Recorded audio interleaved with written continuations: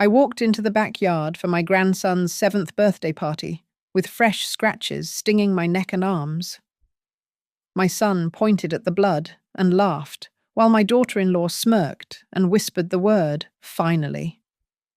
They believed these marks proved I was too old to care for myself. They had no idea I got these scratches retrieving the documents that would destroy their lives. They thought this was a celebration, but I had turned it into a courtroom. My name is Eleanor Hartley, and 69 years of living had not prepared me for the sound of my own son laughing at my pain. The backyard of the pristine colonial house in Cedar Hills, Colorado, was vibrating with the sugary screech of children's pop music and the scent of grilled burgers. It was supposed to be a celebration. My grandson Aidan was turning 7 today. The yard was awash in primary colours, balloons tethered to the white picket fence like bobbing heads, and tables groaning under the weight of expensive catered food. I stepped through the side gate, and the festive chatter died instantly. I knew exactly what I looked like. My beige cardigan, usually pressed and neat, was slightly askew, but it was my skin that drew the eyes. Angry red scratches crisscrossed my neck and forearms. A particularly nasty welt throbbed on my left cheekbone, oozing a tiny bead of blood. I limped slightly, favouring my right leg. The silence stretched, heavy and judgmental. Then, a sound cut through the quiet like a whip crack. A laugh. Daniel, my only child, the boy I had raised on instant noodles and double shifts after his father passed, was chuckling. He shook his head, holding a beer bottle loosely in one hand.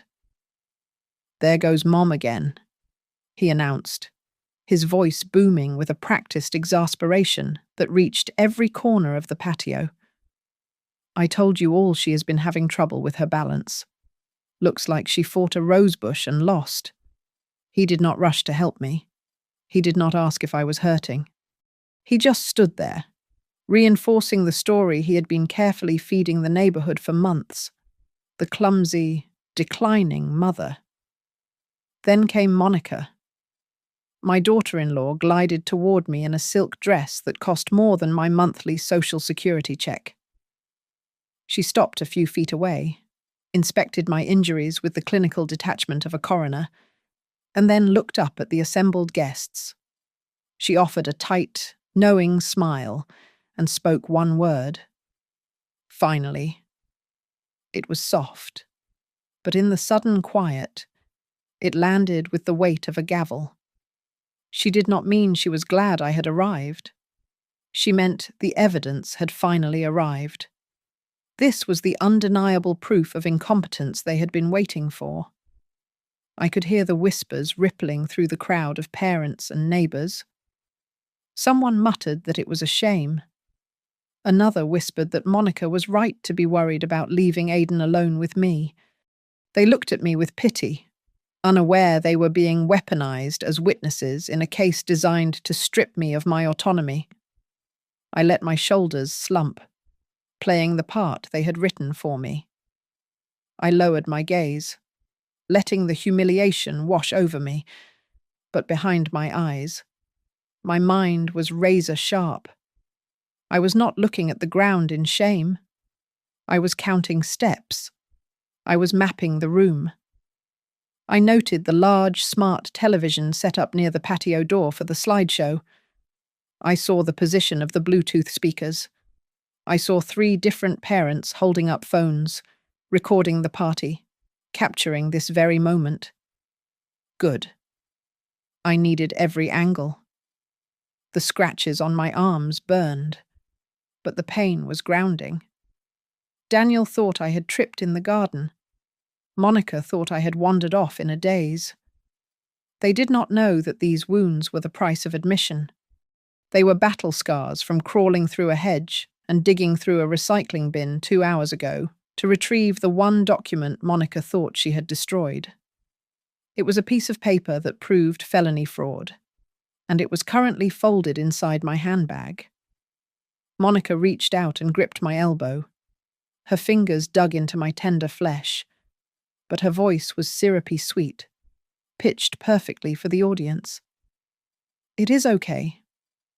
Mom," she said loudly, "we will get you cleaned up.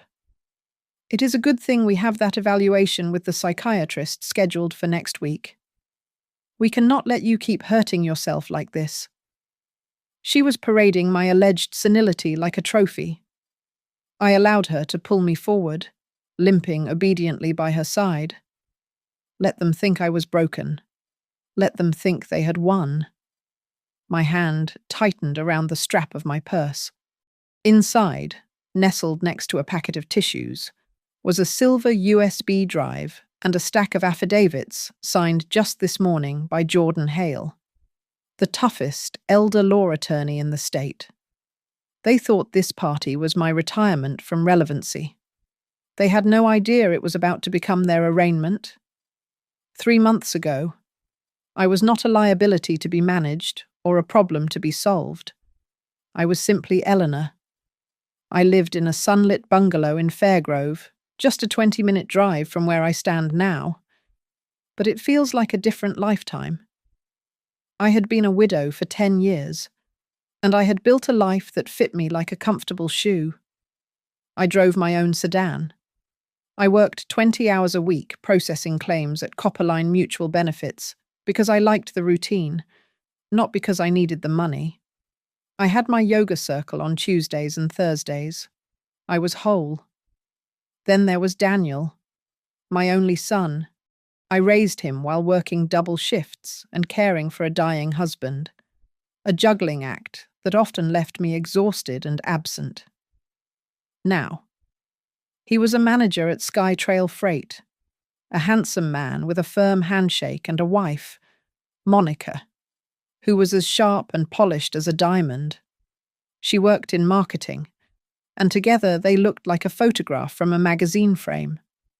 The perfect American family. I always carried a heavy stone of guilt in my chest regarding Daniel. I missed his high school graduation because I could not get time off work. That memory still woke me up at night.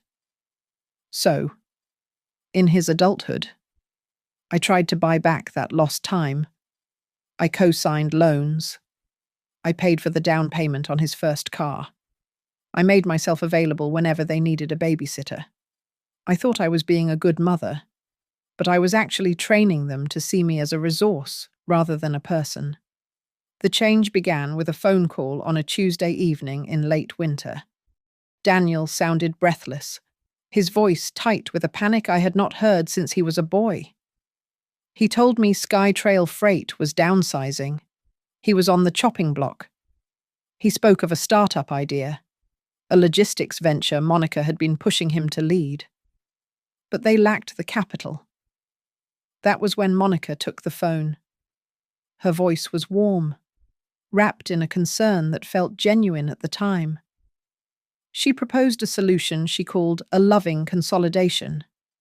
She suggested I sell the portfolio of blue-chip stocks my husband had left untouched for decades.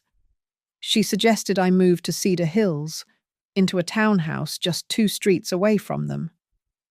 The money from the stocks would be an investment in Daniel's future, saving him from predatory bank loans. And in exchange, we would all be together. I should have asked to see a business plan. I should have consulted a financial advisor. Instead, I heard the echo of my absence at his graduation. I saw a chance to finally be the mother who saved the day. I agreed to everything. I sold the stocks. I paid off the mortgage on the new townhouse in cash. I moved. The move itself should have been my first warning. Monica treated my life like a renovation project. She stood in my living room and directed the movers to take my oak furniture to the dump. She called it heavy and dated. She replaced my history with sleek, grey furniture that looked like it belonged in a dentist's waiting room. She called it modern minimalism. I felt like a guest in my own home. but I swallowed the discomfort. I told myself that young people simply had different tastes. I did not know that while she was redecorating my house, she was also rewriting my reputation. I began to notice the way neighbors looked at me. A woman next door asked me gently if I remembered to take my blood pressure medication, even though I had never missed a dose in my life. I later learned Monica had told her I was struggling with my memory. She told Aidan's teacher that I suffered from lonely old lady syndrome and clung to my grandson unhealthily. I ignored these stinging little moments. I was too busy trying to be happy. I was cooking Sunday dinners. I was picking Aidan up from school. I was listening to the sound of family in my house, filling a silence I had not realized was there. I thought I was finally being the mother and grandmother they needed. I did not realize that my loneliness was not being cured. It was being harvested. The walls of my life started closing in, not with a bang, but with the quiet click of a lock. It began when Monica suggested we centralize our important documents. She called it the Family Safety Protocol. She took my passport, my birth certificate, and my thick file of medical history, placing them in a sleek, heavy drawer in her home office. When I asked for a spare key, she laughed lightly and said there was no need. She claimed my grandson Aidan was going through a phase of opening everything, and we could not risk him tearing up my social security card. It sounded reasonable, but the result was that I had to ask permission to see my own identity. Then Daniel came for my mobility. He sat me down at the kitchen table one evening, his face twisted in performative concern. He talked about rising costs and safety. He told me that car insurance for a woman of my age had skyrocketed to over $2,000 a year. He said the roads were getting faster and more dangerous, and he could not sleep at night worrying about me behind the wheel. He practically begged me to sell my beige sedan, the car I had driven for 15 years without a single scratch. He promised to drive me anywhere I needed to go. I capitulated. I sold the car. The moment the taillights disappeared down the driveway, I became a prisoner to their schedule. Monica began managing my health with terrifying efficiency. She took over my appointments at the Blue Ridge Neurology Center. During checkups, she would answer questions before I could open my mouth. She told the doctor I was forgetting names and missing doses of medication, neither of which was true. I sat there, stunned, as the doctor typed notes about mild cognitive decline into his computer based solely on her testimony. When I tried to correct her later, she patted my hand and told me I was just having a bad day and did not remember the incident clearly. My history was being erased alongside my autonomy. I came home from a walk one afternoon to find my kitchen cabinets rearranged. The heavy stone dinner set my late husband and I had bought in Italy 40 years ago was gone. My watercolor paintings, amateur but precious to me, had been taken off the walls of my room. When I asked Monica where they were, she did not even look up from her phone. She said she sold them on an online marketplace because they were cluttering the space. She asked why I was upset about old dishes I never used. Whenever I tried to fight back, they deployed a synchronized psychological attack. Daniel would sigh and tell me I was being overly sensitive. Monica would say I was obsessing over the past because I had nothing to look forward to. They made me feel small. They made me question if I really had forgotten where I put my glasses, or if Monica had moved them. Worse, Monica was poisoning the well outside the house. I heard her whispering to the Sunday school teacher and our pastor after service. She spoke in hushed, tragic tones about my supposed panic attacks and how I often imagined people were plotting against me. She was planting the seeds of my insanity so that when she finally harvested the crop, no one would be surprised. Then came the first crack in their financial facade. I checked the balance of an old joint checking account I kept for emergencies, one I had allowed Daniel to access years ago for dire situations. $7,000 was missing. I called the bank, and the teller informed me that the withdrawal was authorized under a new power of attorney document filed that week. I had never signed a new power of attorney. I confronted Daniel in the living room. He did not apologize. He shifted his weight and looked annoyed. He admitted Monica had traced my signature from an old contract onto the new form to save me the hassle of paperwork. He said the money was for a deposit on a specialized tutor for Aidan. He turned the accusation back on me, asking why I was making such a scene over a clerical shortcut when it was for his son's future. He made me feel selfish for wanting to protect my own money. That night, I could not sleep. I sat up in bed with a cheap spiral notebook I had hidden under my mattress. I began writing down every interaction, every missing item, and every conversation. I needed to see the ink on the paper to prove to myself that I was not crazy. I wrote down the date and the lie about the signature. I looked at the words, feeling a cold dread settle in my stomach.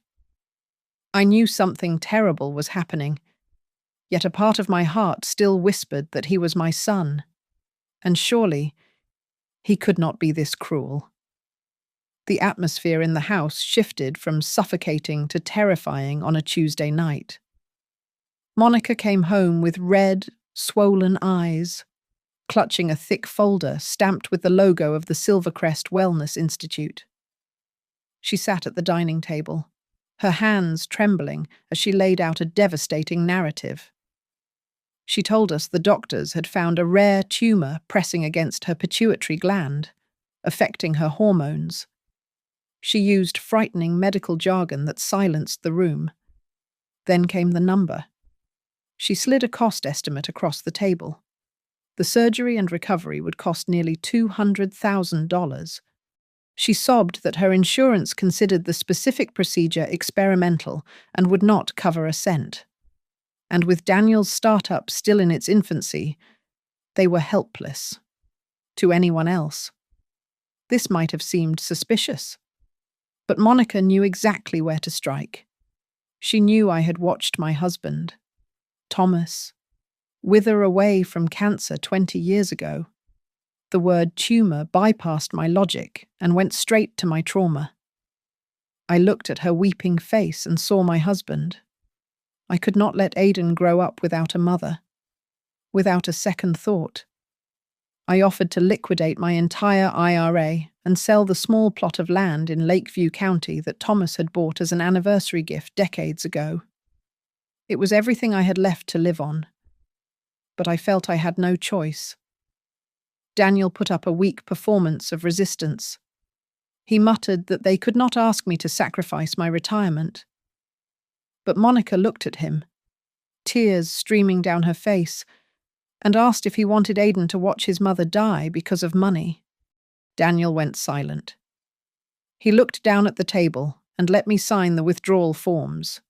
I handed over my future to save her life. For the next few weeks, the house was somber.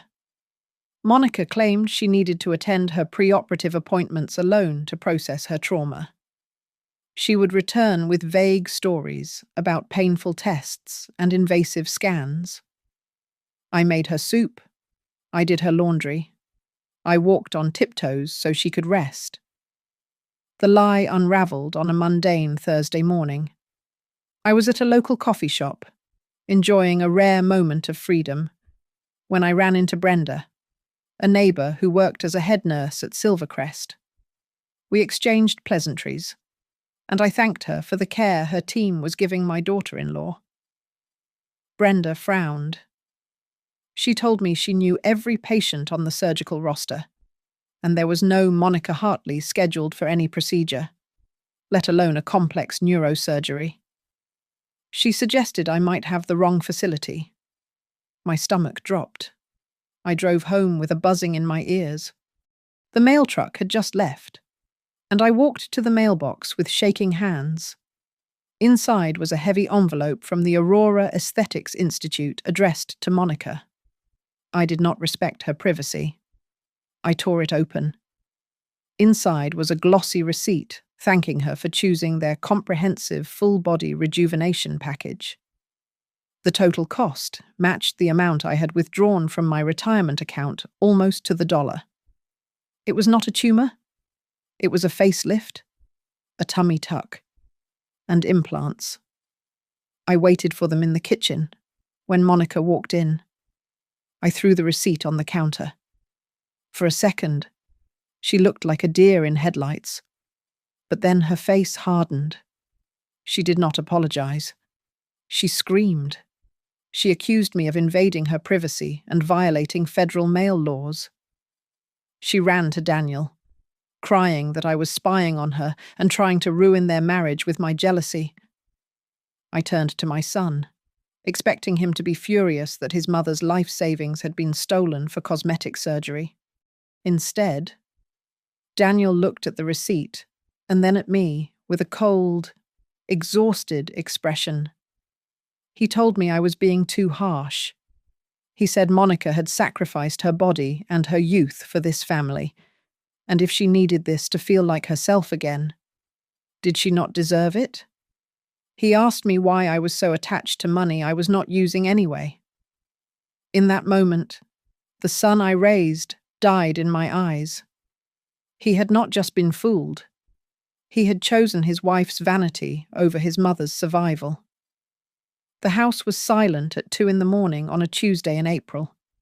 I woke with a dry throat and a heavy feeling in my chest that had nothing to do with thirst. I walked downstairs in my bare feet, navigating the hallway by memory.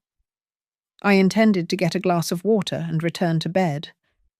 But as I passed the study, I saw a sliver of yellow light slicing through the darkness. The door was cracked open just an inch. I heard the rustle of paper and the low murmur of voices. I stopped. I did not mean to eavesdrop, but then I heard my name. I pressed myself against the wall, hidden by the shadow of the linen closet. Through the gap in the door, I could see Monica and Daniel huddled over the mahogany desk.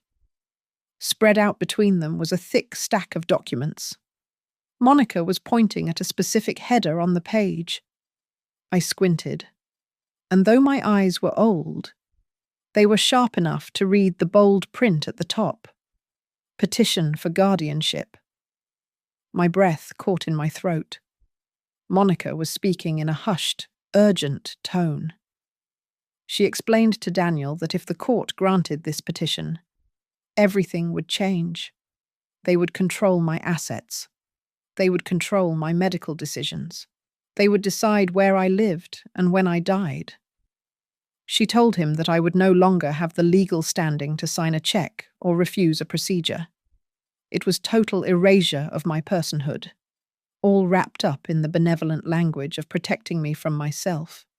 I listened as she laid out the architecture of her trap. She listed the evidence she had been manufacturing for months. My supposed forgetfulness. The falls I had taken. Conveniently ignoring that the rug had been moved or the floor had been slick with polish she had applied. She mentioned the reports from the psychiatrist, admitting she had embellished my symptoms to ensure the diagnosis leaned toward incapacity. Then came the timeline. They were not going to file quietly. They were going to use Aiden's birthday party. Monica described the scene she wanted to create. They would invite the extended family, the neighbors, and the church members. In front of everyone. They would trigger a moment of confusion or panic in me. Once the audience was convinced I was unstable, their family lawyer would step in with emergency temporary guardianship papers. It was designed to be a public execution of my dignity so that no one would question their takeover. I waited for Daniel to flip the table. I waited for my son to tear the papers in half and tell his wife to get out. Instead, I heard a heavy sigh. Daniel rubbed his face and said he did not want to do this to me. But then he repeated the line she had fed him. He said he had no choice if he wanted to protect Aidan from my impulsive behavior. He sounded defeated, but his defeat was costing me my life. Monica was less conflicted. Her voice turned icy as she looked at the financial summary attached to the petition. She told him that I had lived long enough. She said it was obscene for me to sit on a pile of assets I was not using while they struggled to pay bills and fund his startup. To her, guardianship was just a sophisticated way to transfer wealth from a dying generation to a deserving one. Something inside me broke. It was not a heartbreak. It was the snapping of a tether. For months, I had been hurt. I had been confused. I had been a grieving mother trying to buy love. But standing in that hallway, listening to them plan my incarceration in a budget nursing home, the sadness evaporated. It was replaced by a cold, hard clarity. I backed away from the door, step by silent step. I retreated to my room and locked the door. I went to the closet and pulled down the old cedar box Thomas had kept his war medals in. I ran my thumb over the wood and remembered what he told me before he died. He said that I should never let anyone, not even our blood, make me a victim. He told me that if someone attacked me, I had to fight back using their own rules. I sat on the edge of my bed as the sun began to grey the morning sky. I was 69 years old. I was alone, but I was not helpless. They wanted to use the law to bury me. I decided then and there that I would use the law to bury them first. I would not beg for mercy. I would file a counterclaim. The next morning, I weaponized the very incompetence they accused me of having. I shuffled into the kitchen and told Daniel that I was certain my yoga instructor had cancelled class for the week. He sighed, checked the online schedule, and told me I was wrong. But he did not have time to drive me. He left for work, shaking his head at my fading memory. The moment his SUV disappeared around the corner, I summoned a rideshare on my phone. My destination was a brick building in downtown Cedar Hills, the office of Jordan Hale, an elder law attorney my late husband had trusted implicitly. I used Thomas's old business card as my ticket past the receptionist.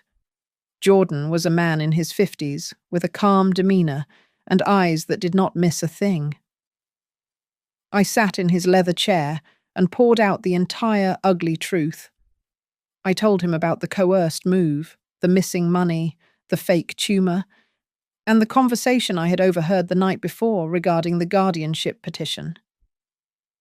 Jordan listened without interrupting, taking notes on a yellow legal pad. When I finished, he took off his glasses and looked at me. He told me plainly that I was describing textbook financial and psychological elder abuse. He said they were building a dossier to strip me of my rights, but I was lucid enough to strike first. We spent the next 2 hours constructing a fortress around my life. We drafted an irrevocable living trust. I signed the paperwork to transfer the deed of my new townhouse and my remaining investment accounts into this trust. The terms were ironclad. The primary beneficiary was my grandson, Aidan, and any future grandchildren. Daniel and Monica were explicitly excluded from accessing the principal. They could not touch a dime, unless they met strict ethical clauses that I knew they would fail. They were locked out. Next, we dismantled their current control. Jordan drafted a revocation of all prior powers of attorney. We created a new medical directive and a durable power of attorney, naming my neighbor Rosa Martinez as my agent. Rosa was a widow like me, but she was also a retired social worker who had spent 30 years navigating the family court system. She knew exactly how these predators operated. I left the office and went straight to Rosa's house. She listened to my story over a cup of strong tea, her expression hardening with every detail. She did not offer pity. She offered strategy.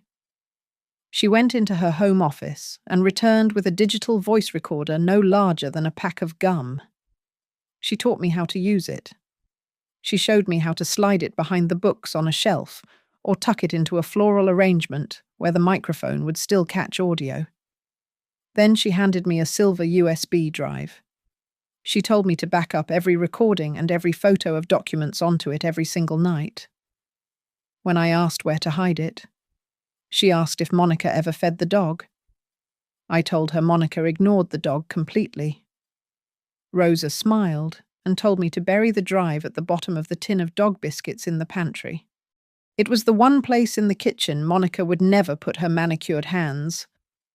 I returned to the townhouse just before Daniel came home. I sat in the living room, my hands folded in my lap, looking for all the world like the passive, confused old woman they wanted me to be. But as I watched Monica walk through the door, complaining about her day, I felt a strange sensation in my chest. It was not fear.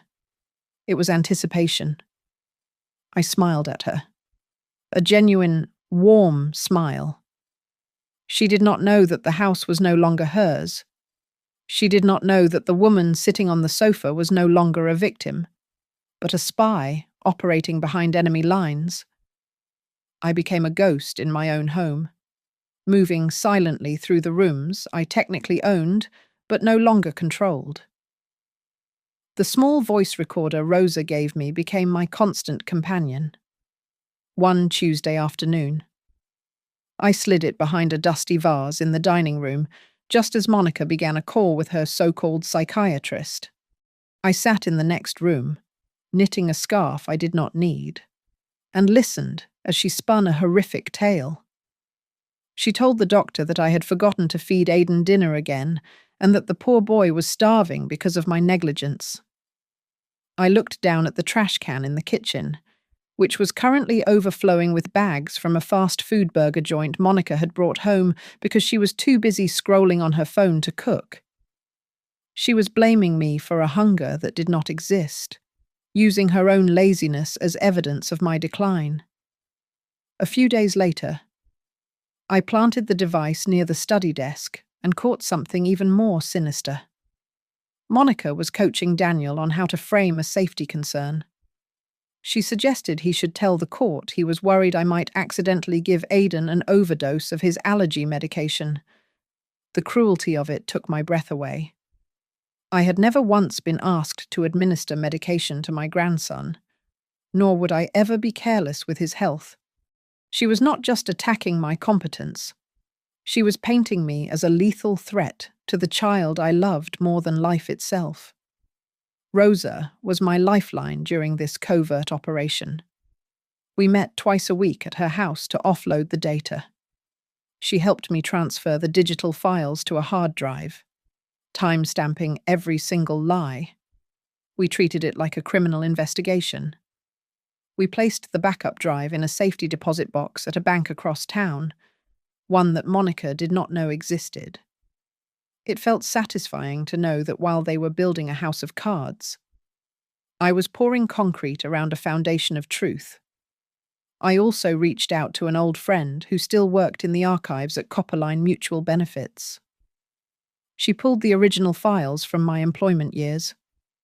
When we compared my actual signature on those documents with the scrawl Monica had used on the withdrawal forms for my retirement account, the forgery was laughable.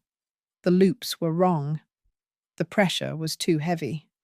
It was forensic proof of fraud, and holding that comparison in my hand felt like holding a loaded gun. The greatest irony, however, was my notebook. For months, Monica had mocked my habit of writing everything down, calling me obsessed and paranoid. Now, that very notebook became my greatest asset. It was a perfect, contemporaneous timeline. I cross-referenced my entries with the bank statements and the dates of her doctor appointments, Every time she claimed to be at the clinic, my notes showed she was actually at the mall or the salon, corroborated by the credit card charges I had managed to access. My so-called obsession was actually a meticulous record of their deceit. Jordan Hale was thrilled with the evidence. He drafted a countersuit that was brutal in its simplicity. If Daniel and Monica filed for guardianship, we would immediately file a cross-petition for elder abuse, fraud, and theft. He called it a legal landmine. If they took one step toward the courtroom, they would blow themselves up. He also helped me amend my will with a clause that gave me grim satisfaction. It stated that if any beneficiary attempted to place me in a long-term care facility without the written consensus of two independent physicians, they would be automatically disinherited. To make the trap effective, I had to sell the illusion of defeat. I became an actress in my own life. I deliberately dropped my keys in the hallway and let Daniel sigh as he picked them up. I asked him 3 times how to open the banking application on my phone, watching his eyes roll with impatience. I apologized for things I had not done. I let them believe their gaslighting was working. The more confused I seemed, the more careless they became with their secrets. The final signal came on a Friday evening. I was in the kitchen, washing a cup, when I heard Monica's phone ring in the living room. She answered it with a giddy excitement. I cracked the door just enough to hear her say that everything was ready for Aidan's party. She thanked the person on the other end, who I assumed was their lawyer, and said that by the time the cake was cut, the paperwork would be signed. My heart hammered against my ribs, but my hands remained steady as I dried the cup. They thought they were preparing for my surrender. They did not know they were setting the stage for their own destruction. The preparation for Aidan's 7th birthday party felt less like a celebration and more like the staging of a play where I was the unwitting villain. Monica invited everyone. She called extended cousins we had not seen in years, Aidan's teachers, and every neighbour on the block. The more witnesses she had to my alleged decline, the better. I heard her whispering to her friend, asking her to keep her phone camera ready to capture any touching family moments, which I knew was code for recording my inevitable public humiliation. Daniel played his part in the tragedy with a cowardly silence. I watched him from the top of the stairs as he signed the guardianship petition. He hesitated for a moment, holding the pen above the paper, likely telling himself that this was just a temporary measure to protect me. He was deluding himself. He refused to think about the fact that by signing that document, he was handing his wife the keys to my entire existence. He was trading my freedom for his peace of mind. While they built their trap, my team and I were digging a tunnel underneath them. I met Rosa and Jordan at the bank to finalize the transfer of my assets. We signed the final deeds, moving my house and my remaining investments into the Hartley Family Education Trust for Aidan Hartley and future issue. It was done. The moment the ink dried, I no longer owned the assets they were trying to steal. Jordan then suggested a move so bold it made my heart race. He proposed inviting an investigator from Adult Protective Services to the party as a guest. He wanted a sworn officer of the state to be standing in the room, eating cake, when the evidence of abuse was revealed. The night before the party, the tension in the house was palpable. As I was clearing the dinner table, I noticed a crumbled invoice Monica had left on the counter before hastily sweeping it into a cardboard box of old papers. I had caught a glimpse of the beneficiary name, Bright Loop Media LLC. It was a shell company I suspected Monica had set up to siphon my money. Before I could grab it, she taped the box shut and carried it out to the garage, dumping it into the recycling bin that sat between our house and the neighbour's property. I waited until the house was dark. At 2 in the morning, I crept out the back door. The garage was locked, so I had to go around the side. The recycling bins were wedged behind a dense, overgrown trellis of wild roses and an old chain-link fence that separated the properties. I tried to reach the box, but it was too far. I had to squeeze through the narrow gap between the fence and the thorny bushes. As I reached for the envelope, the jagged end of a rusted wire from the fence snagged my cardigan and tore into the skin of my upper arm. Sharp thorns raked across my cheek and neck. The pain was sudden and sharp, making me gasp in the darkness. I felt warm blood trickle down my neck, but my hand closed around the envelope. I pulled it free and scrambled back, clutching the paper to my chest. I retreated to my room and examined the prize under the bathroom light. It was a copy of a transfer agreement moving funds from my IRA to her shell company, and at the bottom was a digital scan of my signature, clumsy and pixelated. The next morning, the scratches had turned into angry red welts. When Monica saw me in the kitchen, she did not gasp in horror. She smiled. She whispered to Daniel that this was exactly what she meant about me being unable to live alone. When I reached for a bottle of antiseptic foundation to cover the marks, she stopped my hand. She told me to leave them alone. She said the doctor at the party needed to see the reality of my condition. She thought the blood on my face was a badge of her victory. I went back to my room and stood before the mirror.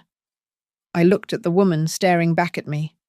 Her hair was grey, her face was lined, and her skin was torn, but her eyes were clear.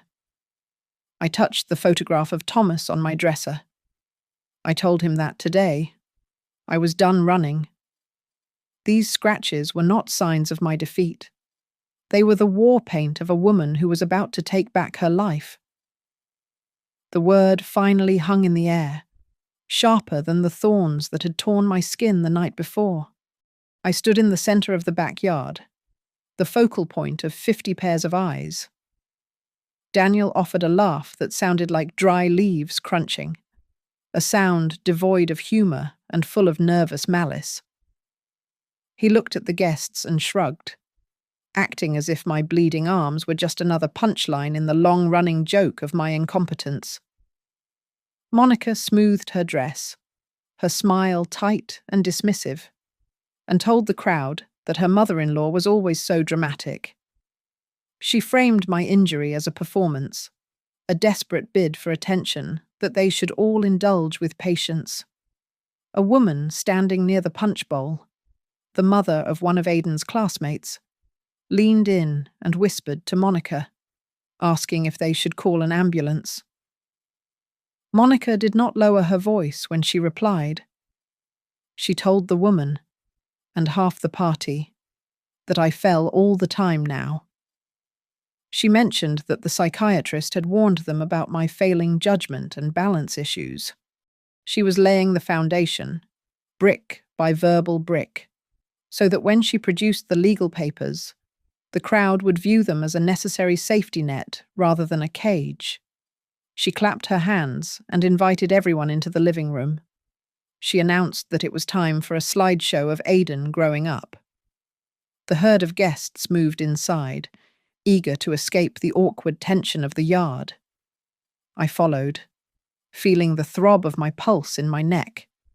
Inside, the large, smart television was already on, but instead of cute baby pictures, the screen displayed a paused video file titled Mom Incidents, alongside a PDF document with the header Petition for Guardianship. The video thumbnail showed a grainy clip of me dropping my keys in the hallway, a moment they had secretly recorded weeks ago. Monica stood by the television, adopting a posture of sorrowful duty. She began a speech that was equal parts tearful and rehearsed. She spoke about the heavy responsibility of children to step in when their parents could no longer make safe financial decisions. She talked about how hard it was to take control, but how necessary it was for my own good. Just as she was wiping a dry tear from her cheek, the front door opened. Jordan Hale stepped into the entryway. He wore a charcoal suit that looked out of place among the balloons and streamers. Monica, arrogant in her assumed victory, smiled when she saw him. She introduced him to the room as a lawyer who had been consulting on my will. She gestured for him to come forward, asking him to explain to me, in front of everyone, why the document on the screen was the best option for the family. She thought he was there to validate her. She wanted him to be the final nail in my coffin. I did not tremble. I did not cry. I walked to the center of the room and spoke clearly. I asked everyone to please be quiet. I turned to a young boy near the stereo and asked him to cut the music. The silence that followed was heavy and suffocating. I told them that since we were discussing the care of the elderly, I had a few words to add. I reached into my handbag and pulled out the silver USB drive. I handed it to Jordan. He stepped past a confused Monica and plugged it into the side of the television. Monica frowned, her confidence flickering for the first time. She tried to laugh it off, suggesting that I was probably trying to show vacation photos and had mixed up the files. Then the audio filled the room. It was not a vacation memory. It was Monica's voice, crisp and high definition, booming through the surround sound speakers. The recording was from 2 weeks ago. In it, she was speaking to Daniel, telling him that they would use Aidan's birthday party to give his mother a final performance before she signed the guardianship papers. Her voice on the recording was cold and calculating as she said that I had lived long enough and it was time for them to control everything. The room went deathly still. The guests looked from the speakers to Monica, whose face had drained of all colour. Daniel looked like he might be sick.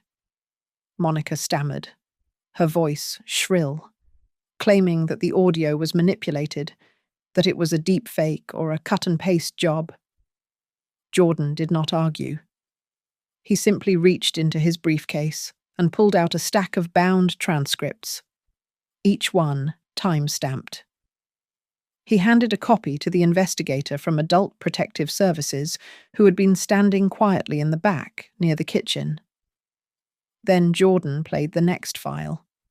It was the recording of Monica telling the doctor about her fake brain tumour, followed immediately by a recording of her discussing the payment for her plastic surgery using my retirement funds. The juxtaposition was brutal. The evidence was not just a crack in their story. It was a demolition. Monica panicked. She lunged toward the television, her manicured claws reaching for the USB drive, but she never made it. The middle-aged man who had been standing quietly near the kitchen door stepped forward and blocked her path. Jordan introduced him as Mr. Henderson, a senior investigator from the Cedar Hills Adult Protective Services. The room gasped. Monica froze, her hand still outstretched, as the realization hit her. This was not just a family dispute anymore. It was an active investigation. Mr. Henderson took command of the room immediately. He instructed everyone to sit down. He turned to Daniel and Monica and asked them to explain the recordings, the withdrawals, and the guardianship petition that was currently displayed on the screen. They crumbled. Monica stammered, claiming it was all a misunderstanding and that she had said those things in the heat of the moment. Daniel tried to say they were just worried about me, but his voice was shaking so hard he could barely form a sentence. Jordan then played his next card. He opened the leather binder containing the new trust documents. He read aloud the specific clause we had added. It stated that any beneficiary who attempted to place me in a long-term care facility or strip me of my rights without the independent written consensus of two board-certified physicians would be immediately and irrevocably disinherited. The colour drained from Daniel's face. By filing that petition based on lies, they had triggered the clause. They had just destroyed their own financial future. I stepped forward. My voice was calm, but it carried the chill of a winter storm. I listed their crimes to the silent room. I told the guests how they had confiscated my passport and medical records. I described how they staged my falls. I revealed the truth about the fake brain tumour Monica used to guilt me into liquidating my retirement savings. I pointed to the party decorations and told them that they had turned my grandson's birthday into a trap to legally erase me. Then, a voice from the back of the room spoke up. It was Brenda, the nurse I had met at the coffee shop. She looked directly at Monica and confirmed to the room that the Silvercrest Institute had no record of treating Monica Hartley for a tumour or anything else. The guests murmured in shock. The mothers who had pitied Monica now looked at her with disgust. Her mask of the suffering, saintly daughter-in-law had shattered completely. Mr. Henderson announced that APS was opening a formal investigation into financial and psychological abuse. He strongly recommended that I leave the premises immediately and stay with Rosa Martinez to ensure I was free from coercion. Monica began to hyperventilate. She realized her prey was walking out the door, and with me went the money she was so desperate to control. Jordan turned to Daniel and offered him a final choice. He could voluntarily withdraw the guardianship petition, sign a repayment plan for the stolen money, and agree to a restraining order regarding my finances. Or he could face a criminal lawsuit that I was prepared to file that very afternoon. The room felt electric. Daniel stood between his weeping wife and his stoic mother. He looked down at his son, Aidan, who was clinging to my leg in fear. For the first time in years, Daniel saw the reality of what he had become. He picked up the pen. Ignoring Monica's screeching demands to stop, he signed the withdrawal papers. He looked broken. I adjusted my cardigan, flinching slightly as the fabric brushed against the cuts on my arm. I looked at my son and daughter-in-law one last time. I told them that from today onward, I no longer belonged to their plans. I told them this was my life, and I had just taken it back. I turned to Mr. Henderson and Jordan, ready to leave. As I walked to the door, police officers arrived to take statements from Monica.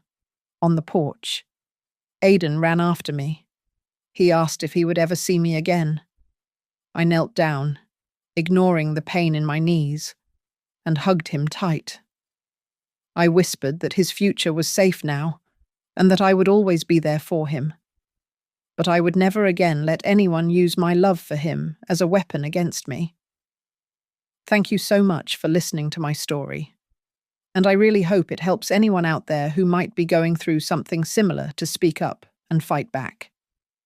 Please drop a comment down below and let me know where you are tuning in from. I would love to hear your thoughts and chat with you all in the comments section. If you enjoyed this story, please make sure to subscribe to Grandma's Family Diary, hit that like button, and smash that hype button so we can get this story out to more people who need to hear it.